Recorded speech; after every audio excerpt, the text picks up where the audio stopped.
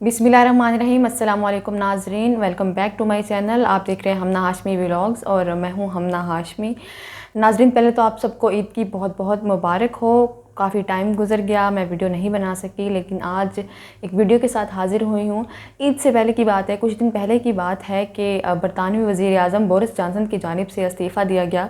तो पाकिस्तान में काफ़ी चेमगोइयाँ शुरू हो गई। पाकिस्तान में ये कहा जाने लगा कि कैसा वज़ीर आज़म था माशाल्लाह, किसी साजिश की बात नहीं की, कोई असम्बलियाँ तहलील नहीं की, कोई जलसे नहीं किए, आराम से आए, एक तकरीर की और अपना मनसब छोड़कर चले गए। लेकिन मैं तमाम पाकिस्तानी, जो कि मेरे अपने इर्द गिर्द भी बहुत सारे लोग, सोशल मीडिया पर भी बहुत तबसरे हो रहे थे कि वज़ीर आज़म बोरिस जॉनसन बड़े आराम से अपना मनसब छोड़कर चले गए हैं। तो मैं ये बताना चाहती हूँ कि उनके ख़िलाफ़ कोई तहरीक अदम एतमाद नहीं लेकर आया था, कोई अपोजिशन पार्टी नहीं लेकर आई थी। उन पर जो इस्तीफ़ा देने के लिए दबाव था वो उनकी अपनी ही पार्टी के लोगों की तरफ से था, और किसी ने जो है मुलाकातें नहीं की थी जाकर। उनकी अपनी पार्टी के वज़ीर और मशीर 50 से ज़ायद इस्तीफ़ा दे चुके थे, और इसी वजह से उन पर दबाव भी था कि वो भी इस्तीफ़ा दें।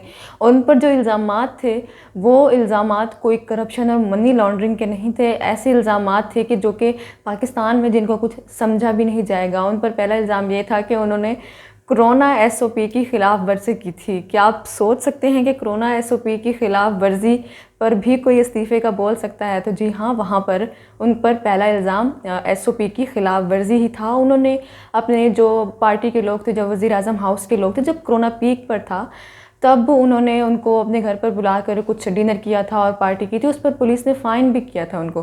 तो इल्ज़ाम नंबर 1 जो है वो ये है। दूसरा इल्ज़ाम उन पर ये था कि उन्होंने अपना जो फ्लैट था, सरकारी फ्लैट, उसकी जो रेनोवेशन थी वो एक डोनर से करवाई थी, और फ्लैट भी सरकारी था, और ऐसा नहीं था कि उस पर कोई हुकूमती पैसा लगा था। लेकिन इल्ज़ाम ये था, लोगों में गुस्सा ये था कि भाई इसको सही से रिपोर्ट क्यों नहीं किया है, ये क्यों नहीं बताया गया है कि ये पैसा किसका था, ये किसका था। और हम पाकिस्तान में अपोजिशन अवाम रो रो पीट थक गई है कि किस तरह से बताया जाए कि फ़्लैट्स कैसे बने, ये जायदादें नून लीग ने या पीपल्स पार्टी ने या बाकी जमातों ने जिन पर इल्ज़ामात हैं वो कैसे बनाएंगे, लेकिन आज तक जवाब नहीं मिला है। और उसके बाद बात करते हैं कि वहाँ पर अवाम इस बात पर भी गुस्से में थी कि ईंधन की कीमतें, गंदम की कीमतें बढ़ रही हैं और हुकूमत क्यों कुछ नहीं कर रही है। ये इल्ज़ाम नंबर 3 था। आप सुनते जाइए। फिर एक और इल्ज़ाम था कि जो ग्रुपिंग और लॉबिंग के लिए हवाले से कानून साजी की गई थी, वो एक कानून साज ने उसका जो है दिफा नहीं किया था, उसको तोड़ने की बात की थी। तो बोरिस जॉनसन ने उस पर जो है वो कोई कदम क्यों नहीं उठाया, ये उन पर इल्ज़ाम नंबर 4 था। आप इसमें से इल्ज़ाम देख लें, कोई ऐसा इल्ज़ाम हमारे सामने आया है पाकिस्तान में? ये तो छोटी छोटी बातें समझी जाती हैं जिस पर उनको इस्तीफ़ा देने के लिए कहा गया। और एक और बात भी थी कि उन्होंने एक बंदे को, क्रिस पंचर उसका नाम था, उसको डिप्टी चीफ व्हिप मुकर्रर किया था, जिस पर उनके पार्टी के लोग भी नाराज़ थे और ये कह रहे थे कि उन पर जिनसी हरासगी के इल्ज़ामात हैं और उनको पार्टी में क्यों रखा गया। और बहुत बार उनसे इस्तीफ़ा लेने का बोला गया, उनको निकालने का कहा गया, उनसे ये मनसब ख़त्म करने का कहा गया, लेकिन बोरिस ने इस तरफ तवज्जो नहीं दी।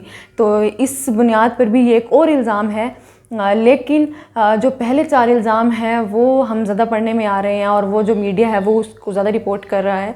तो ये इस तरह से इल्ज़ाम थे 4-5 जिसकी बुनियाद पर इस्तीफ़ा देने को कहा गया, और पाकिस्तानी ये डिस्कस कर रहे हैं और उसको वज़ीर आज़म इमरान खान और वज़ीर आज़म बोरिस जॉनसन का मुवाजना कर रहे हैं।